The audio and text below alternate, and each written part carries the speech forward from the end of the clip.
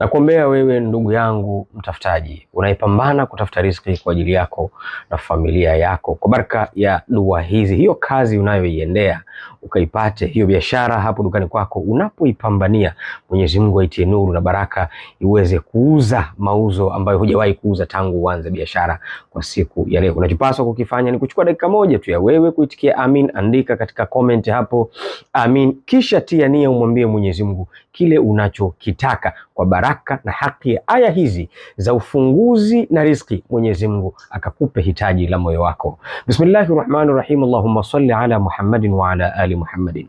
Bismillahirrahmanirrahim. Wala sawfa yu'tika rabbuka fatarda, wala sawfa yu'tika rabbuka fatarda, wala sawfa yu'tika rabbuka fatarda.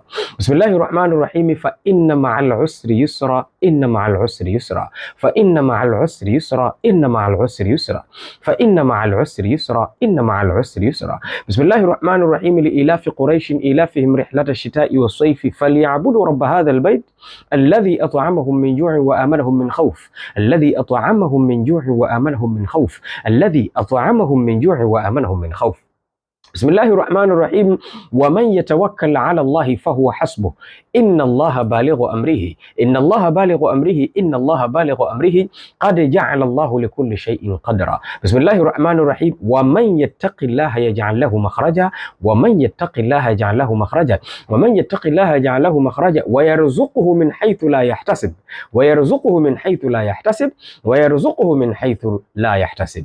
بسم الله الرحمن الرحيم. إنا فتحنا لك فتحا مبينا، إنا فتحنا لك فتحا مبينا، إنا فتحنا لك فتحا مبينا. بسم الله الرحمن الرحيم. ورفعناه مكانا عليا، ورفعناه مكانا عليا، ورفعناه مكانا عليا. بسم الله الرحمن الرحيم. ورفعنا لك ذكرك، ورفعنا لك ذكرك، ورفعنا لك ذكرك.